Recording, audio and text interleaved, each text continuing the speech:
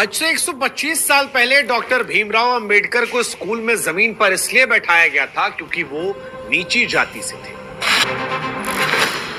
आज भी लाखों ऐसे बच्चे हैं जो स्कूल के बाहर खड़े। सवाल जो पूछने चाहिए कि जब नेताजी का बच्चा सरकारी स्कूल में नहीं पढ़ता तो फिर आम आदमी कैसे सरकारी स्कूल पर भरोसा करे। सवाल ये कि जब शिक्षा का 1.75 लाख करोड़ की इंडस्ट्री बन जाना हो जाए तो क्या ये बच्चों के भविष्य को संवारना है या एक कारोबार का बनना।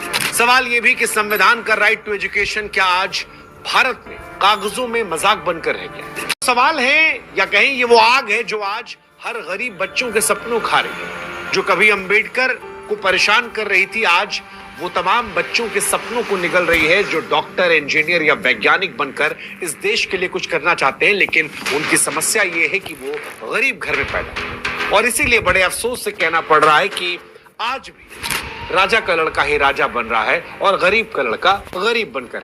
आज से 47 साल पहले साल 1978 में 74% बच्चे सरकारी स्कूलों में पढ़ते थे, 22% बच्चे सरकारी सहायता प्राप्त स्कूलों में पढ़ते थे और केवल 4% बच्चे ऐसे थे जो प्राइवेट स्कूल में थे। तब शिक्षा को सेवा कहा जा रहा था, लेकिन आज 50% बच्चे सरकारी स्कूलों में पढ़ते हैं, 35% प्राइवेट स्कूल में। अभिभावक ये मानते हैं कि सरकारी स्कूल में पढ़ाना बच्चे के भविष्य के साथ समझौता है। माता पिता कर्ज लेते हैं, भूखे रहते हैं, अपने जीवन व्यवस्था पर अविश्वास का जीता जागता सबूत नहीं है।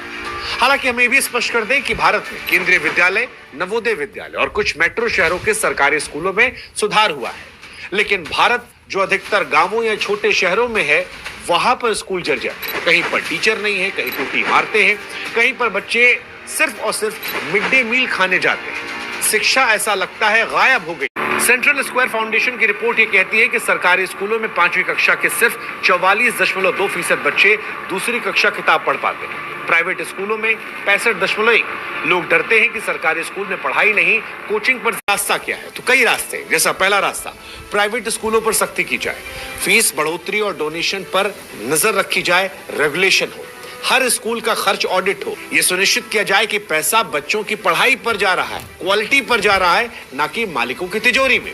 दूसरा, सरकारी स्कूलों में सुधार किया जाए, सरकारी स्कूलों की इमारतों को मजबूत बनाया जाए, टीचर जो ज्वाइन हो वो ट्रेंड हो, समय पर किताबें मिले, शिक्षकों की भर्ती और प्रशिक्षण पर ध्यान रखा जाए।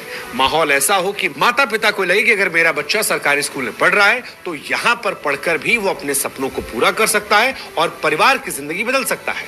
तीसरा, पारदर्शिता, स्कूलों की फीस और खर्चों का सार्वजनिक ऑडिट किया जाए, कोचिंग इंडस्ट्री पर लगाम लगाई जाए। चौथा, शिक्षा बजट को बढ़ाया जाए, जीडीपी या कम से कम